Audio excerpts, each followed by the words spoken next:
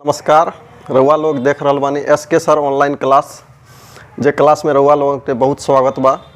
और रउआ लोगन के सामने आज हम प्रस्तुत कर जा रहल बानी कक्षा 6 से लेकर के 12 तक के महत्वपूर्ण एक व्याकरण के अध्याय बा जे सब क्लास में काम आ सकेला।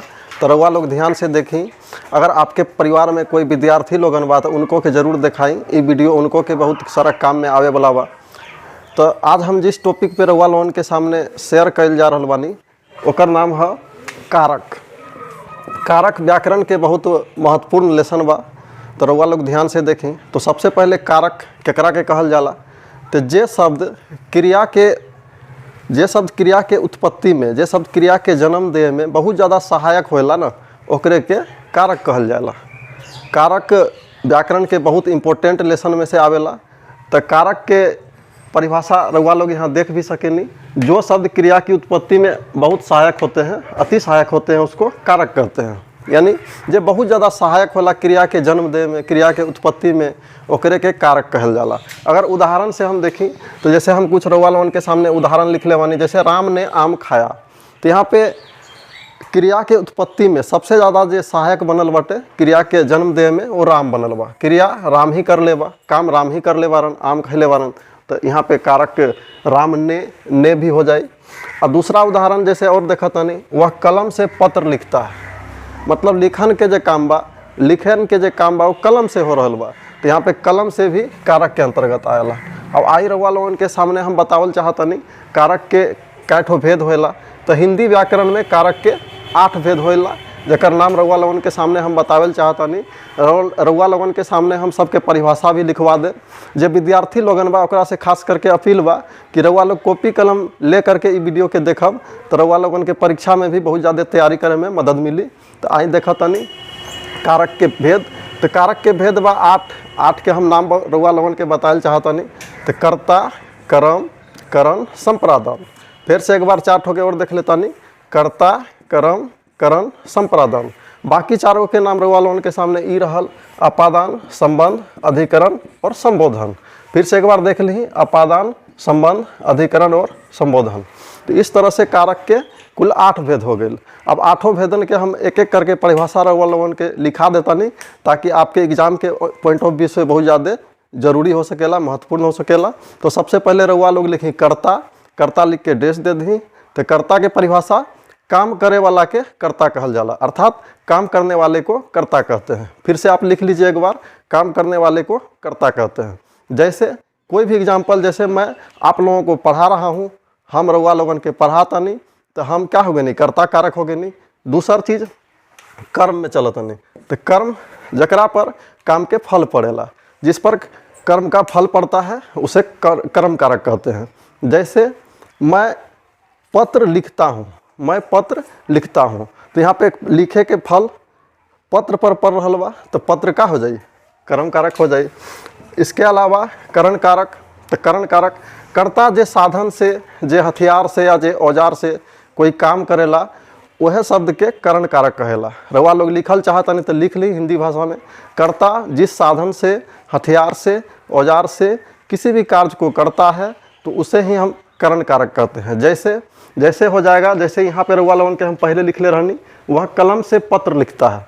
तो यहाँ पे पत्र लिखे के जो काम बा वो कलम से हो रहल बा। लिखे के साधन कलम हो गए। तो यहाँ पे कलम से करण कारक के अंतर्गत आ गए। और भी कई प्रकार के उदाहरण हो सकेला। जैसे हमार पिताजी मोटरसाइकिल से बाजार जाता। तो हमार पिताजी जो मोटरसाइकिल से बाजार जाते रहे, तो जाए के काम कौन साधन से हो रहल बा, मोटरसाइकिल से। तो यहाँ पे जो मोटरसाइकिल से शब्द बा वो करण कारक के अंतर्गत आई। अब आगे बढ़ता नहीं दोस्त लोग, संप्रदान कारक। संप्रदान कारक का होला। तो कर्ता जेकर लिए कोई काम करेला, कर्ता जेकर लिए कोई काम करेला ओकरे के संप्रदान कारक कहल जाला। रउआ लोग लिखल चाहे तो लिख भी सकीला कॉपी कलम में। संप्रदान कारक हिंदी भाषा में कर्ता जिसके लिए कार्य करता है, कर्ता जिसके लिए कोई कार्य करता है, उसे संप्रदान कारक कहते हैं। जैसे मेरी माँ मेरे लिए खाना बनाती है। तो मेरी माँ किसके लिए काम हो रहा बा, मेरे लिए। तो यहाँ पे मेरे लिए का हो गए, संप्रदान कारक हो गए। और भी दूसरा उदाहरण दे सकीला। जैसे बच्चे के लिए माताजी खाना पका रही है। तो यहाँ पे माताजी किसके लिए काम कर रही है, बच्चे के लिए।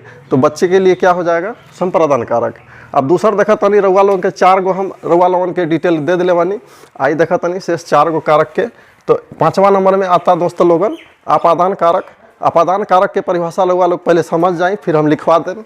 अपादान कारक जेकरा से अलगाव के, जुदाई होने के, जेकर इस प्रकार से बिखरे के बोध होल जाला ओकरे के अपादान कारक कहेला। रउआ लोग कलम कॉपी से भी लिख सकीला।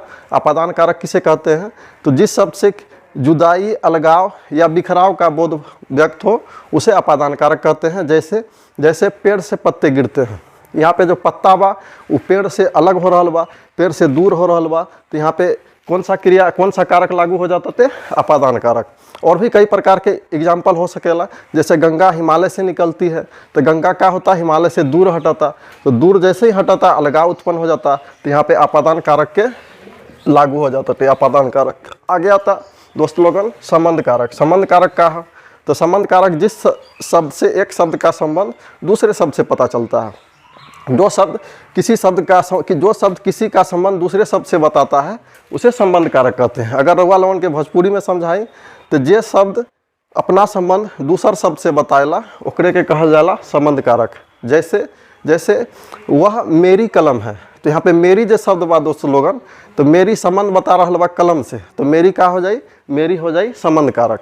और भी कई प्रकार के उदाहरण हो सकेला, जैसे यह राम का गाय है, यह राम की गाय है, तो राम की गाय, यहाँ पर जो की शब्द आयल बा राम के साथ में, इस संबंध कारक के दर्शा रहल बा।